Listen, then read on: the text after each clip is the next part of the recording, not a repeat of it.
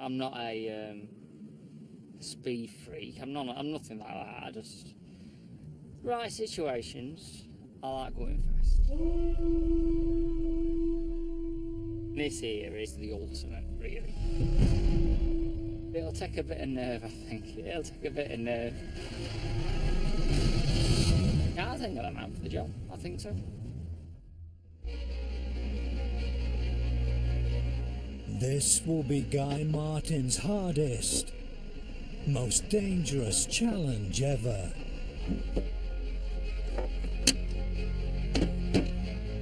He wants to set a new motorcycle land speed record. The current record is 376 miles per hour. Fast enough to cover the length of a football pitch in less than a second. He's going some. It was set by American bike racer Rocky Robinson in 2010. We did it! At the world-famous Bonneville Salt Flats in Utah, USA.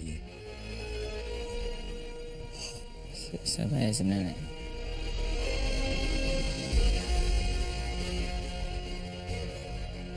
In order to break the record, Guy will need a state-of-the-art £1,000,000 machine that's been developed by British manufacturer Triumph over the last 4 years.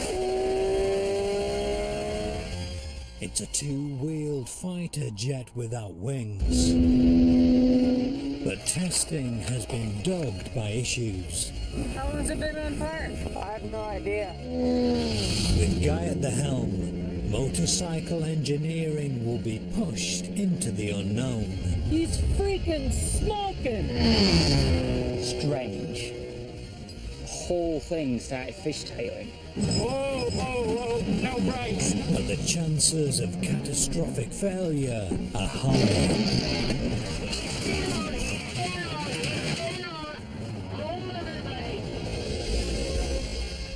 If Guy pulls it off, his name will go down in history as the fastest man on two wheels.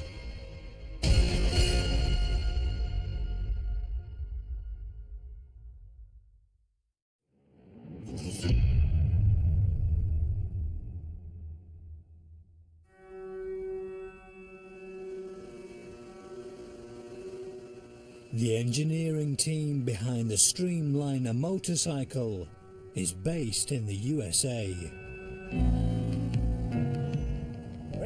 Korea. Another one of our adventures. Hey? Guy's taken the day off work to travel 4,000 miles to Portland, Oregon. To see if he can actually fit inside the machine. I think we got a phone call about a month ago, wasn't it? Answered the phone, yeah. How do you fancy being the fastest man in the world on two wheels? Oh, yeah. Fancy that quite a bit, really, yeah. But this extravagant day trip might be all in vain. To save weight, the machine was designed around a smaller rider. It all could go wrong but when we get there in 10 minutes, I might not be able to fit in it. And that's the whole job scuppered. I mean, the bike has been built for a 5'4" bloke. I'm 5'10", but whatever, come hell or high water, I will fit in that. If it means hacking toes and fingers off, I will fit in it. World speed. The bike may be light, but it's so long it has to be stored at a local museum. Come on, we'll go for a look. Nicely mowed grass. Now, you alright? I'm after a mat, please. Matt. Matt or Mark? It's Matt, isn't it? Yeah. It's to do with his top speed motorbike. Yeah, follow the red carpet all the way to the end. Yeah. And then the motorcycles will be on your right. When you get there. Follow the red carpet. Thank you very follow much. the red carpet. Yeah. Cheers, mate. Yeah, come on. Come on.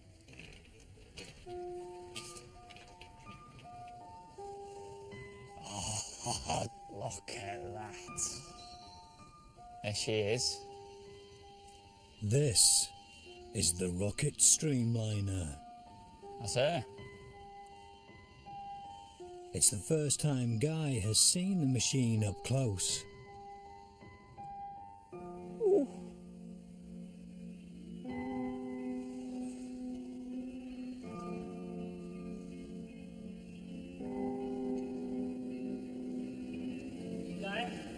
Alright, mate. Alright, you Matt. Nice to meet you, mate. Good to meet you, man. Mate, I'm honoured to meet you.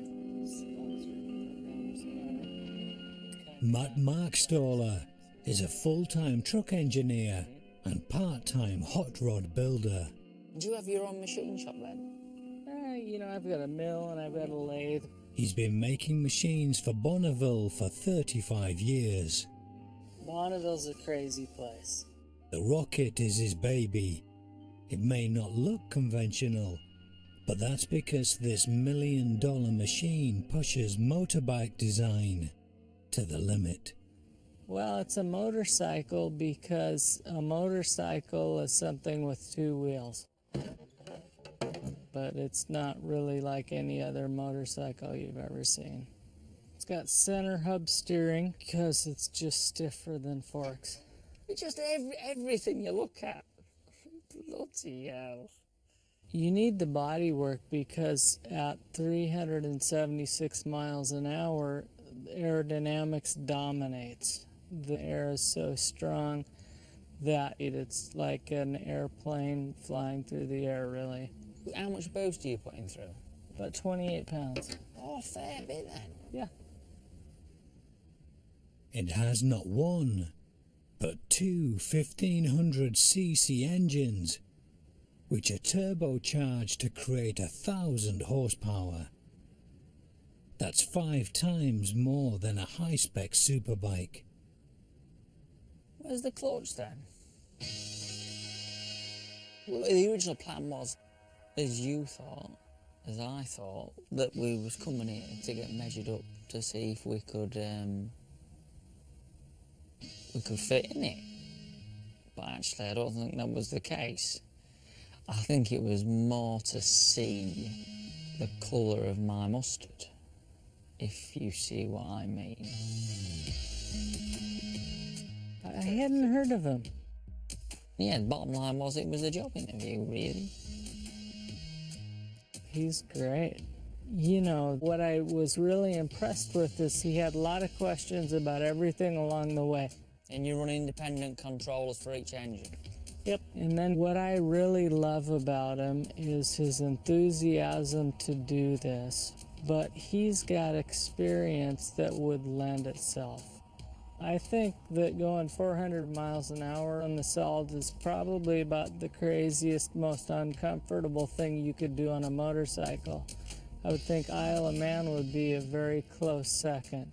And then in addition to that, he's done a lot of other things that are first-time things for him. We broke the world record for the world's fastest sledge a couple of years ago, and we used parachute for that. So we had to learn how to package parachutes. Oh, that's awesome. He goes in, he's not familiar, and he is successful at it. So that's what's really encouraging. I hope I can fit in it. I hope I can fit in it. You probably have to cut your hair. I am not bothered about that, mate. I am due a haircut. I didn't notice that the other day. There's a particular kudos to a land speed record. It's not about winning a race one weekend. It's all about being declared the fastest of all time, and has always attracted motorcycling mavericks. People like Glenn Curtis, who in 1930 went faster than any plane by hitting 136 miles per hour on a V8 motorbike built in the back of his bicycle shop.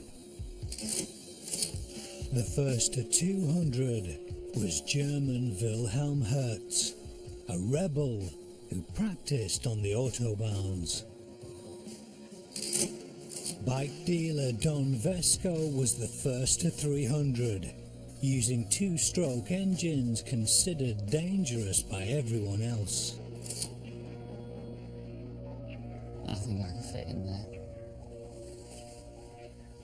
This lorry mechanic from Grimsby would love to join the ranks of those top speed heroes. So when you're in, you're in. Riding faster than he's ever gone before.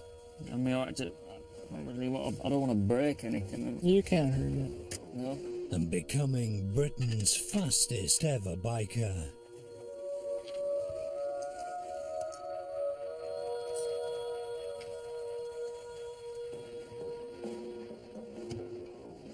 Yeah. There you go. Yeah, no Let's problem. drop it down. Yeah, no problem. Just the knees. It's not going to be easy. Guy only fits if he contorts his legs into a crippling position. This is cosy. I want you in here as well, boy. You want to put the canopy on? Yeah. Yeah. I'll tell you, I've got 1,000 people I know, and maybe 100 of them would tell me, oh yeah, I would do that in just a minute. But I know that when it really comes down to it, you'd get in and you'd think about your family and you'd think about your other priorities and say, this is a big risk. So it's literally 1 in a million people that would be capable of this. And I was impressed with his mix of qualities, and I'm optimistic that he could be that guy. So that's the throttle there. Yep. Yeah. Yeah, chomping at the bit now. Chomping at the bit. The record attempt was scheduled for that summer, but heavy rain flooded Bonneville and submerged the salt flats. It wouldn't be until August 2016 that Guy would get to ride at the so-called fastest place on Earth.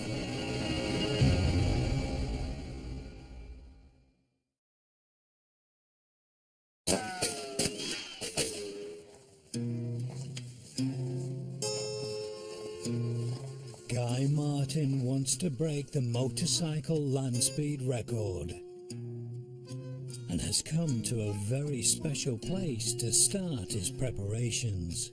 We've made it. Bonneville starts here, isn't it? On the border of Utah and Nevada, the famous Bonneville salt flats emerge out of the prairie land.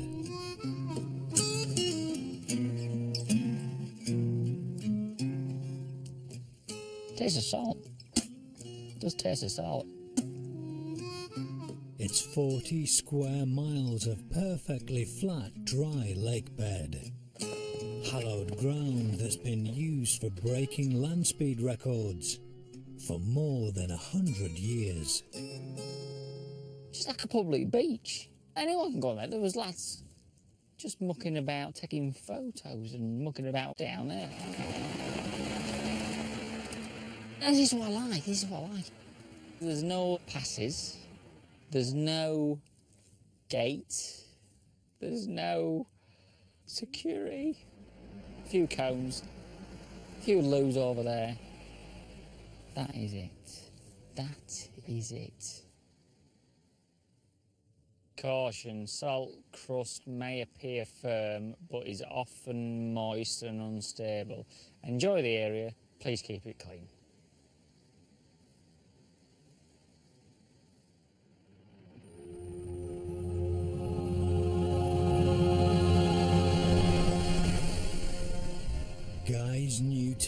have set up in the middle of the salt for a week of testing. That's Christopher. I'm Christopher. I'm Guy.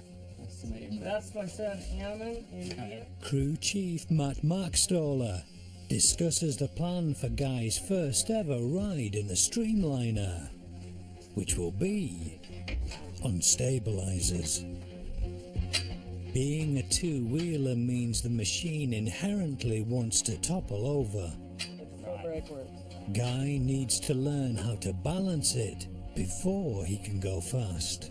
Might take me a week. It might take me one run. We don't know.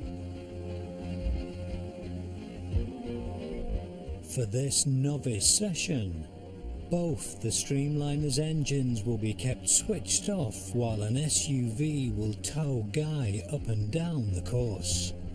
Usually on a motorbike or on a push bike, the rider's body position has a massive impact on where the bike goes. But this, my body position doesn't have any input at all. I'm wedged in, so I need to get used to that.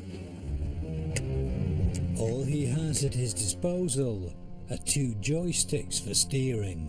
Feel like Tom Cruise, eh? Okay, you ready? Let's get it going.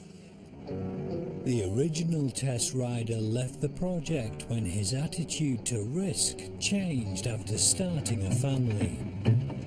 The team are back to square one. A little faster. It's an inauspicious start as Guy bangs from one stabilizer to the other. Keep going faster. Keep going faster. This is such a long wheelbase and there's such little steering and that it's just a challenge. Pushing and pulling the joysticks simply turns the front wheel. After 6 minutes of juggling them back and forth, he catches the machine in perfect balance. Woo! This is awesome. This is incredible. It took our last guy a week to really do this. This is amazing. That's brilliant, as you Brits would say. Use your brake!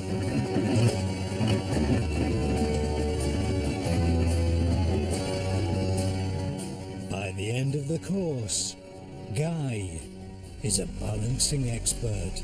Hey, just getting the gist, isn't it? Just the gist. You got the gist already.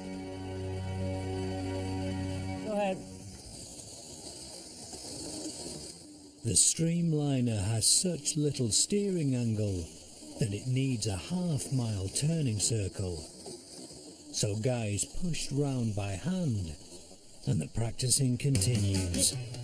This time with the aerodynamic canopy in place. You ready? Okay. An unusual problem is soon uncovered with Guy's vision. Stop, stop, stop, stop. Okay, good, good, good, good. Can you see all right? No. That's the problem. I can see with one eye, I can't see with two eyes. And it's just a radius of the screen there, it's just a blur. But I'm having to ride with one eye. I'll get used to it if I keep doing it.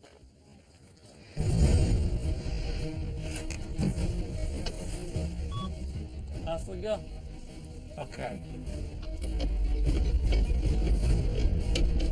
Guy keeps practicing. Good, good, good, good. Stop. But Bonneville's temperatures of around 100 degrees means it doesn't take long for the brakes to overheat and fail. The tow truck stops, but the Streamliner can't. Whoa, whoa, whoa, no brakes, no brakes. Keep going, keep going, keep going. Go, go, go, go. Okay. Okay, go as fast as you It's can. coming back, it's coming back. It's coming back, it's coming back. Oh my my God! Should we give it a minute?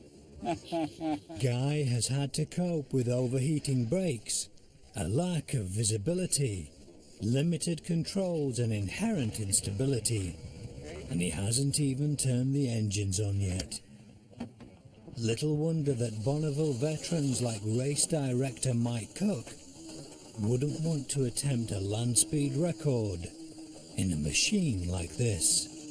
In my experience, the streamlined motorcycle by far is the most difficult vehicle out here, I think. I'd rather go 500 miles an hour in a car than run 200 on one of these.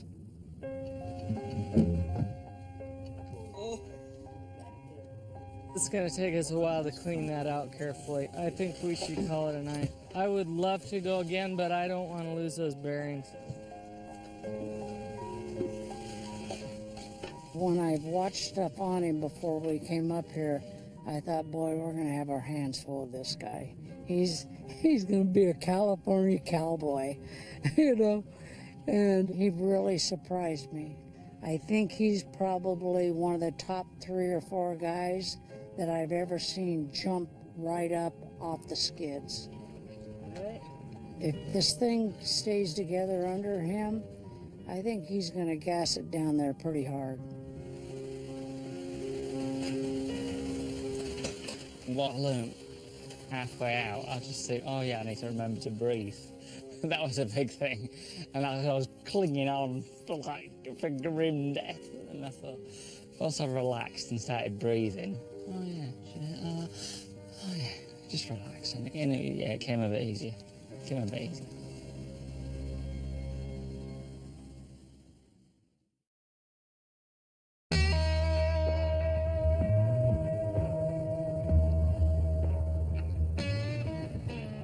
The nearest civilization to the Bonneville Salt Flats is 10 miles away.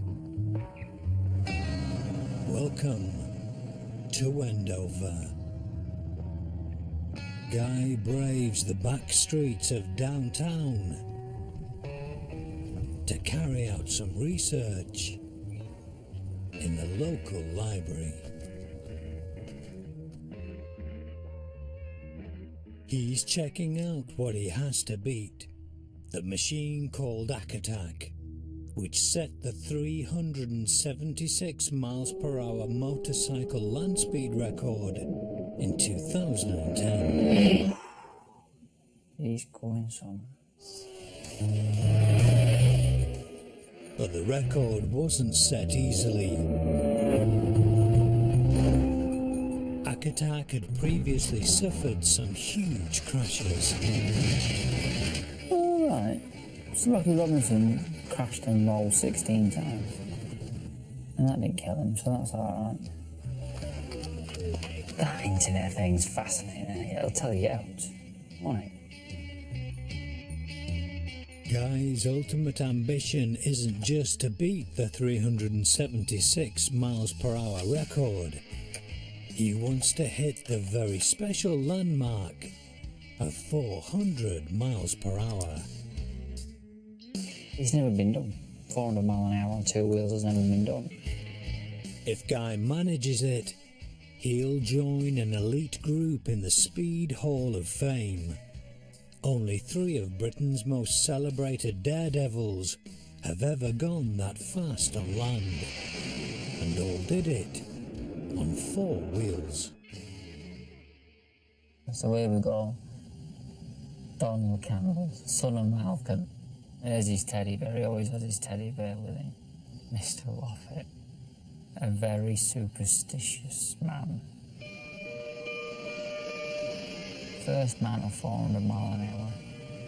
That's an impressive thing, that, isn't it? Richard Noble, Sir Richard Noble. 1983.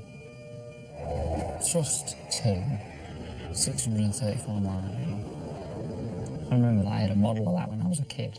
And this is Thrust SSC then. First car to become supersonic. Andy Green was piloting it. I've got a picture of that in my shed. Yes, we've got Donald Campbell, Sir Richard Noble, and Andy Green.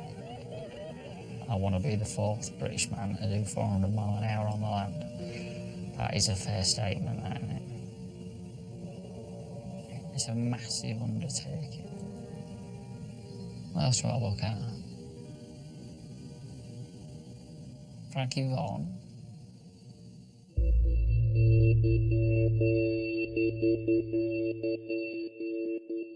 It's Guy's second day on the Salt. The land speed record learning curve is steep. Today he will try and ride for the first time with the engines on. And that means a huge increase in complexity for the rider. I'm nervous. I thought you could get any knobber to come and do this. It's only a case of open the throttle, go flat out. No. There's a lot more to it than what I thought. My brain is busy just with trying to keep it balanced and keep it in a straight line. As well as that, it's got to look where I'm going. Engine temperatures, oil pressures, getting the right gear. Don't wheel spin too much. I love the challenge. Yeah, but it's a lot. It's a lot to take in.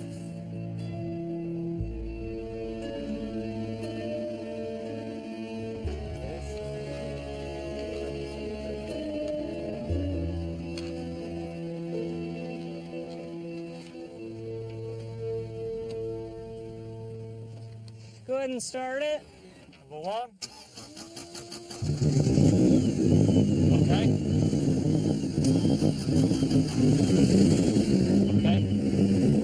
That feels nice on the throttle. Good.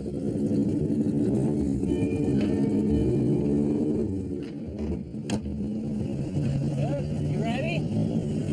Okay, let's go.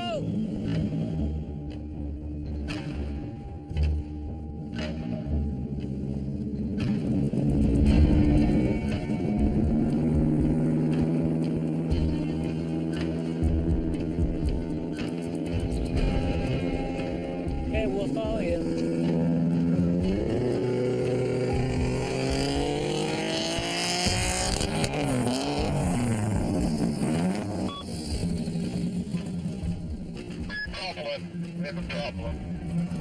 Okay, stop. Jeez.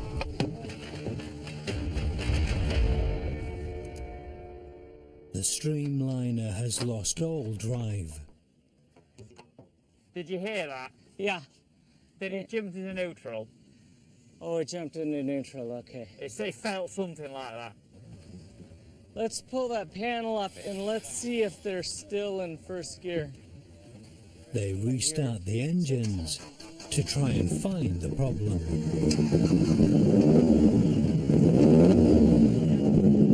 Wait a minute. The driveline is spinning.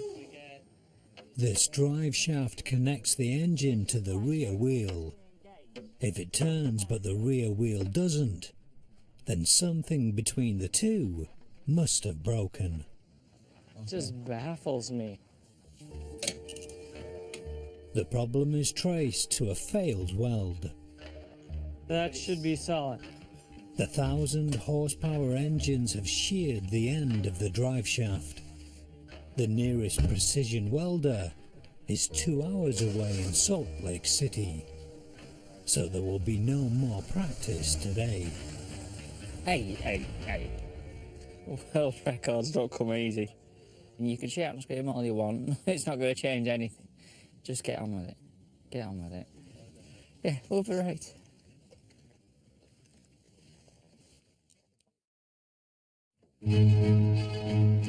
The next morning, the repaired streamliner is ready for Guy to try and make his first powered run with stabilizers. He squeezes inside. It's such a tight fit, his shoes have to be put on afterwards. Let's get someone to put my shoes on, mate.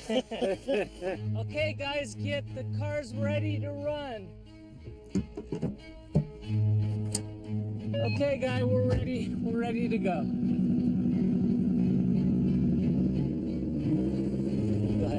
Guy winds on the throttle, rides away smoothly, and instantly finds his balance. That was a shock to us. That looks really good. 75. He's a natural for this. He's really good at it. Okay, go ahead and slow to a stop.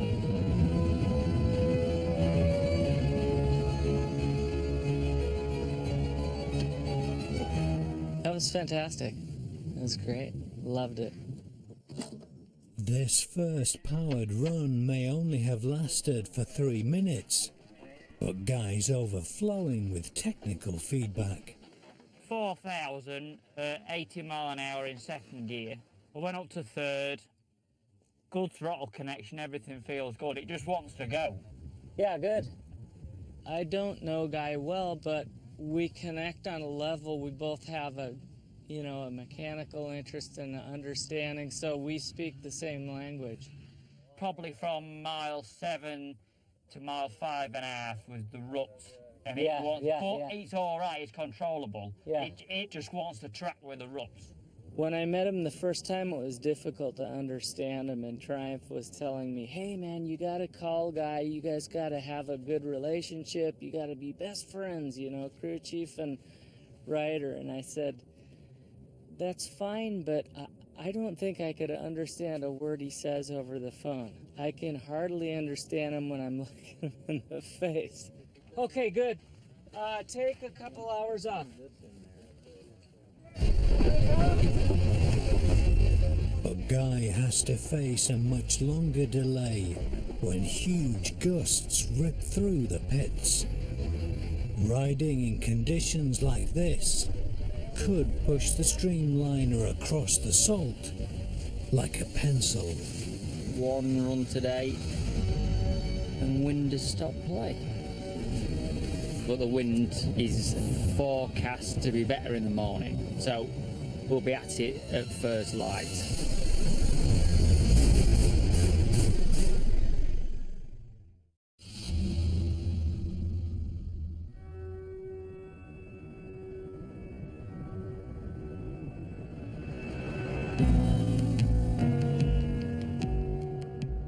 It's 5:30 a.m.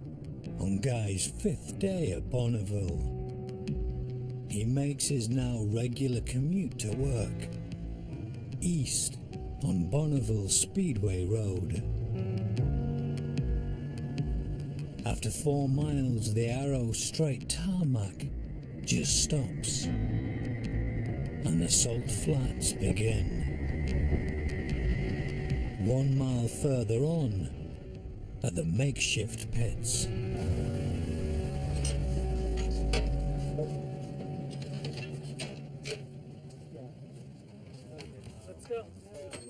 Today, Guy's going to try and make his first ever run without stabilizers. Extendable landing gear operated via a handlebar switch will keep him upright when starting and stopping. Front gate's locked down, pits are Race director Mike Cook gives the team the green light. Matt, everything's locked down. Thank you. With no training wheels, even a small bump could tip the streamliner over.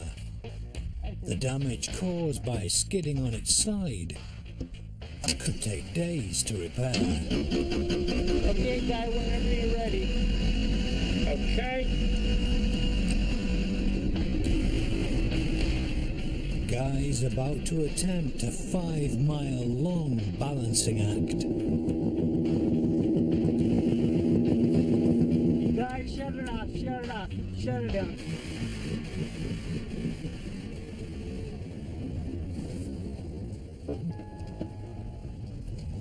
The heck? Gosh, this pisses me off. Crew Chief Matt immediately heard something was wrong. Yeah, what happened there? It sounded like you had one engine quit. The team suspect an electrical fault because the salt air often attacks wiring looms. Every inch of the machine has to be inspected because at Bonneville, even small issues can be fatal. Just before Guy's arrival, one of his most experienced rivals in the race to 400 miles per hour, Californian Sam Wheeler, died after crashing while testing. Sammy's been 350, 60 miles an hour more than anybody probably on a streamliner. And he was only running 145 miles an hour. When he got off the throttle, the thing just fell over. And it slid, and then it jumped up in the air and started tumbling. When you get in there, you know there's a monster out there that can jump in and do ugly stuff to you.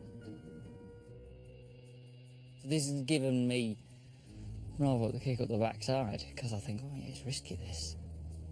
Yeah, this makes it a proper record. Boys get killed trying to break this record. By the afternoon, the streamliner is working again, but the fault has not been found, a fact that troubles Guy's data engineer, James Whistler. It's a mystery. I don't really like it. I don't like mysteries like that. It's fun if it's in a movie or something like that, but it's not fun when you're trying to make something go fast repeatedly. It only adds to the tension as Guy lines up once again to try and run without stabilizers for the first time.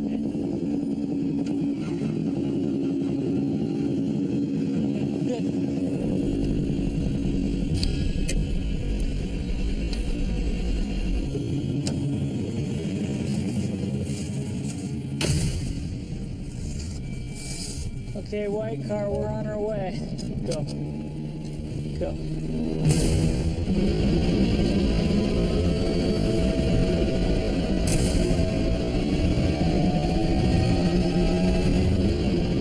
Soon, crew chief Matt's chase car is driving at 130 miles per hour. You go as fast as you can? Wow. Guy is simply disappearing. The fastest Guy has ever gone on a racing motorbike is 203 miles per hour. The dashboard speedo reveals the landmark moment. He sets his own personal land speed record.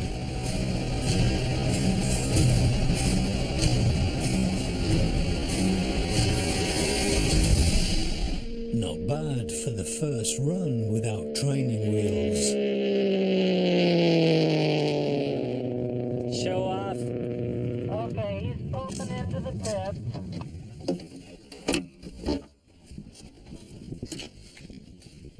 I thought I was doing 60, but I looked down, I was doing 120, and I just thought, well, I feel all right. I pushed on 150, kept in fit, just went full throttle. Next thing I know, I'm looking 210, 250, and then I got looking where I was going. I'm not saying it's boring, but it wasn't far off. Are you serious? But I'm being sensible, I'm not being stupid. Dude, Yeah. I love you. I love you. I love that he is bored. If he comes away here sending a record disappointed that it wasn't exciting enough, that's the best thing I could hear. Thank you. Great job. Thank you. Cheers. It just means everything's working well. So the fact that he can ride it and it doesn't take much mental energy is good. That leaves a reserve to take care of any problems. Yeah, clutches, gearbox, seemed perfect. Guy is probably, without a doubt, the best balancer I've ever seen on a bike. We've had a motorcycle at about 80 miles an hour flop over and break the guy's collarbone. They fall over all the time.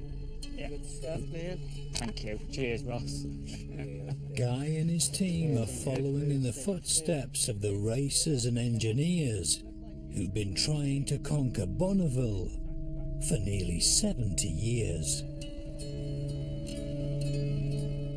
At the end of the Second World War, what had been an aircraft bombing range became a playground of speed.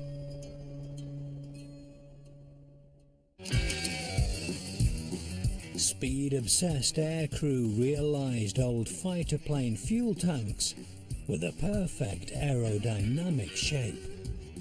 They simply cut a hole for the head, added an engine and wheels, and headed for the salt flats. Motorcycle racers experimented with slightly different ways to make themselves more aerodynamic. Rolly Free hit 150 on his Vincent, wearing nothing but swimming trunks. The idea didn't take off, and soon machines using both 4 wheels and 2 evolved into fully enclosed streamliners. Between 1955 and 1970, Triumph-powered machines like the Devil's Arrow held the land speed record. The ingenious shape improvised by those original blue-collar heroes of speed Stop. is still being used today. Okay. The team is hoping to go even faster than the 217 miles per hour they achieved last time out. I can't feel much wind at all. 2 parachutes are packed because Guy will need all the help he can get slowing the streamliner down before the end of the 11-mile course. The deal was, put the canopy on, get ready to go, and then Matt gives me number 1, start number 1 engine, give me number 2, start number 2 engine, puts a thumbs up, he walks away, and then I count 10 until I set off. That's simple. Yeah, because I count 15 because I'm quite excited to go, so I'm sure my 10 would be 5. Little did Guy know that 48 seconds after starting, he would have one of the most dangerous moments of his life. I changed from first to second quite early, probably 3,000, 4,000 RPM, and then from then get it into it. Accelerate as fast as I can. He's freaking smoking! Oh, we're going alright. Keep pressing on.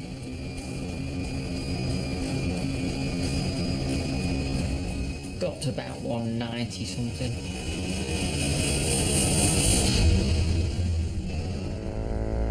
And I got into a rather big wave. I don't really know what happened. But I was looking out the side window to look at where I was going. And this weave turned into a weave and then got into a right weave, and I just thought, well, that's it. That's it, we're over. I couldn't hold it, so I had to lock my knees to the handlebars. And that then it sort of brought it straight. Yeah, accelerate again. Oh my god. Got to 270 something.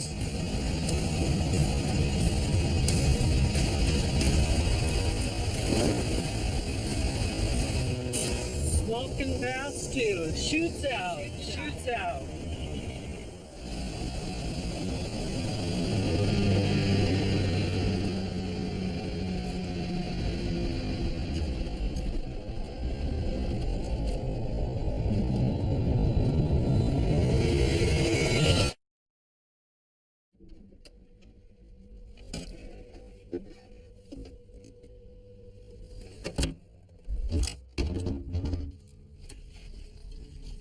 We've got a few issues, we need to sort them out.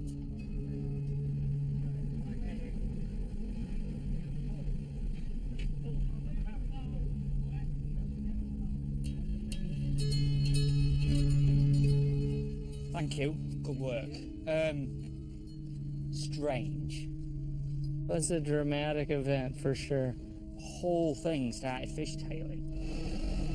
Guy reacts to it like, well, it happened, I went through it, I'll keep an eye on it. I would probably take a day or two to collect myself before I thought about what I wanted to do. Less than a second later, he's just on the throttle. And we haven't figured it out. I'm not completely settled with that, but he is. So we'll spend some time thinking about it and see if we can come up with anything. I didn't think it was that bad until I looked at the data and went, yeah, it's pretty bad. There was 20 degrees between the bike and the horizon. He was like, yeah, let's keep going. I saw that in the video, but hell no. Not a chance. I don't want to say he's nuts because it was all pretty considered the way he thought about it and thought it through, but he's got some cojones. Mickey is a turning. And I've sort of just got back to how I was when I first started racing, I think. And I've lost that. I haven't had that for 10 years now. Trying to break a world record, trying to do 400 mile an hour, no one's ever done that. Trying to do something that no one's ever done before. I like that, yeah.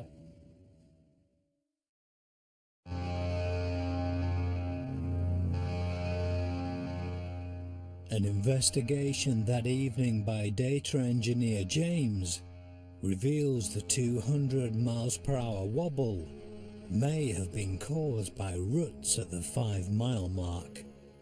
We found a bunch of donuts around the actual mile marker, and if you look at the data, that's right where the high-speed wobble occurred. So I'm not saying that's exactly what caused it, but it sure is a coincidence.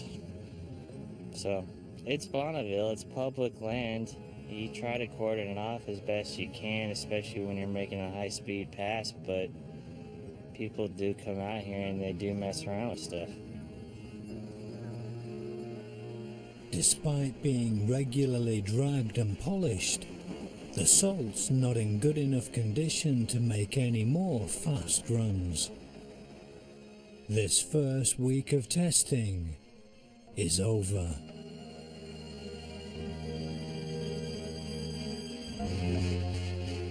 Awesome job to everyone.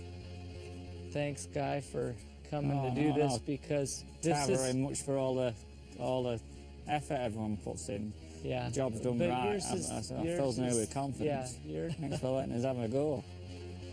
Are there any other technical things that you guys wanted to mention or bring up at this point? Anyone at all? Concerns or thoughts or? I haven't got enough tea bags. We ran out of tea bags yesterday. It's just been amazing. It's been, yeah, and I don't say that about it. It's been an amazing experience. But unfinished business. Yes. Yeah. Thank you very much.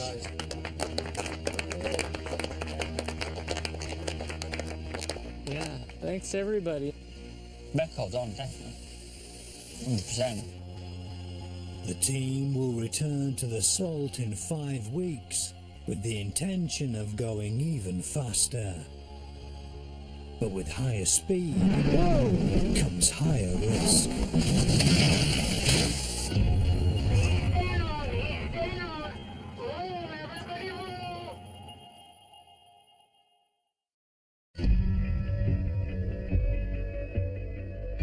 The only event where you can set a land speed record officially recognized by motorcycling's governing body is the annual Mike Cook Shootout at Bonneville.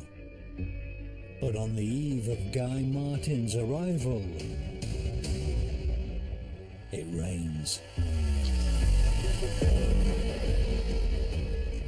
Racing activity is suspended. There's nothing to do but wait for the salt to dry. 2 days later, it does. And we're live, broadcasting from the legendary Bonneville Salt Flats for the world-famous Mike Cook Shootout. I was here at 5:30. Still pitch black and there was no one here, but I was here at 5:30. No one cleaner than me.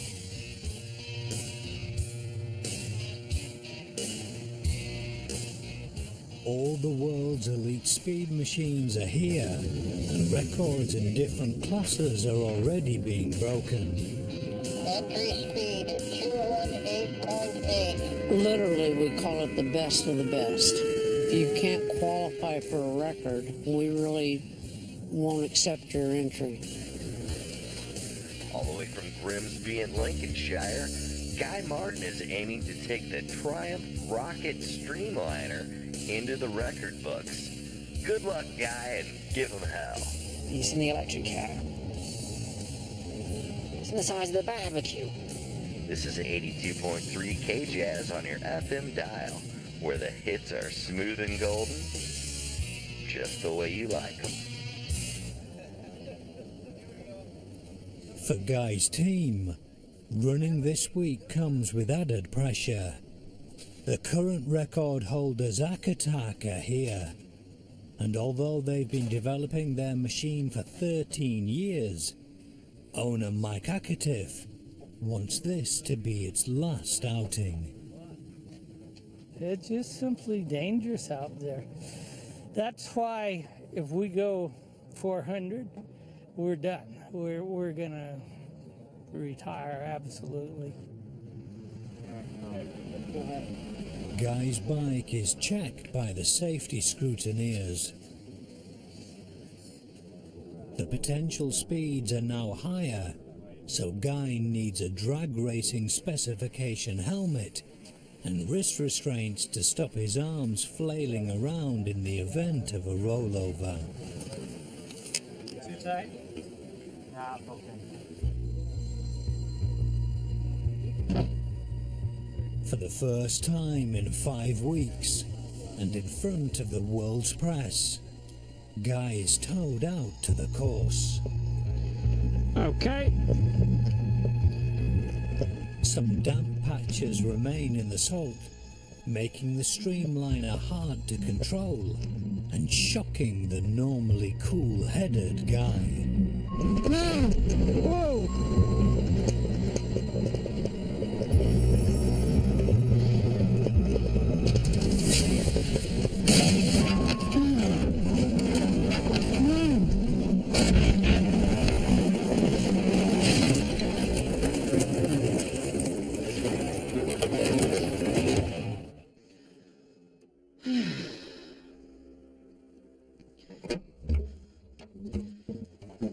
So loose, he was trying to dig his own ruts and trying to fight to get out of the and I got it the first time and I thought, oh, that was a bit near.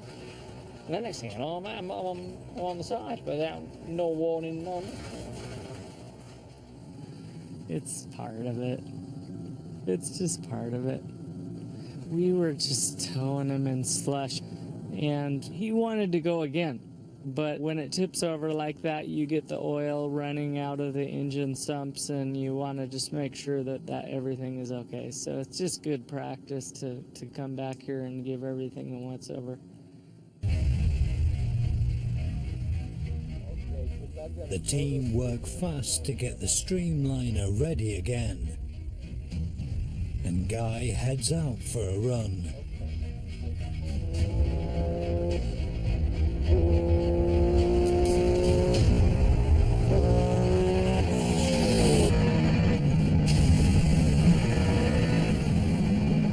He hits 209 miles per hour, but the machine struggles to rev cleanly.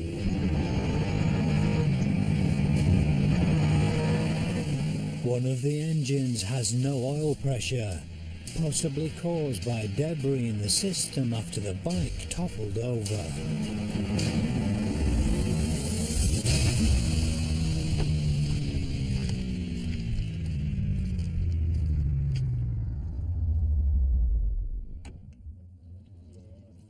8 hours later, and the team are still trying to cure the problem. We're used to this. You know, I've got a production development background, so you spend millions of hours developing a production car or motorcycle. You know, you gotta expect things along the way. Guy has been in America for 5 days and only done one run. It's not his usual rate of work. Yeah, I'm just a bit paid off.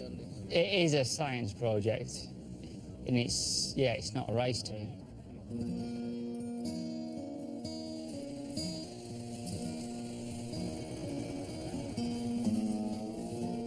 The mechanics work through the night to fix the issue. I can't knock the boys. We're putting another engine in until 4 o'clock tomorrow morning. By dawn, the engines have burst into life once again. It's the final day of the Mike Cook shootout, and Guy is determined to try a fast run. Nobody is watching more keenly than the current record holder, Rocky Robinson. For most of us, it takes a while to get up to real high speeds. He's already gone pretty fast, 274, but you know, to add on another 130 miles an hour to that isn't easy. You have to pay your dues along the way, which all of us do some way or another.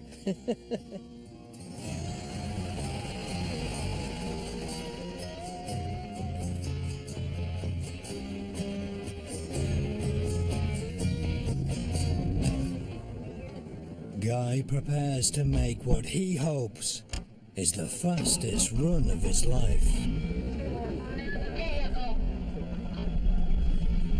10-4. Go ahead and send them. Okay, let's go. Get right behind him. Right behind him. Right.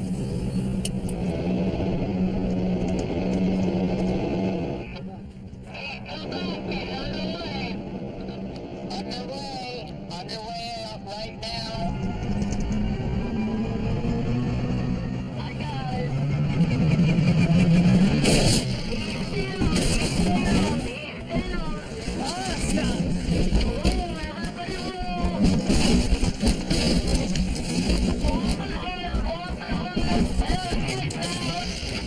Oh my gosh. Stop, stop, stop, stop.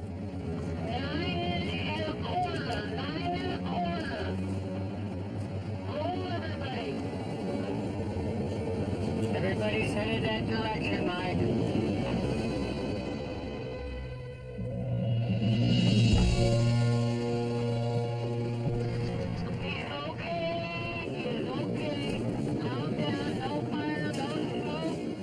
She crashes well.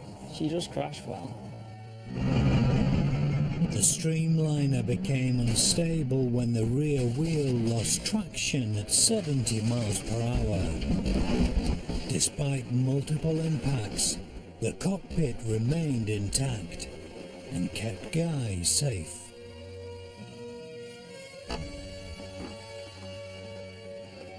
I didn't do anything wrong. Are we okay? Can we go again? It's usually the conventional motorbikes is you crash and it's tarmac sky, tarmac ambulance.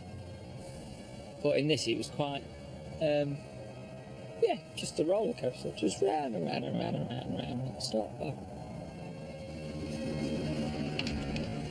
It was just wet, soupy salt. You know, looking at the data, the traction control just couldn't keep up. You know, he's getting into the turbos.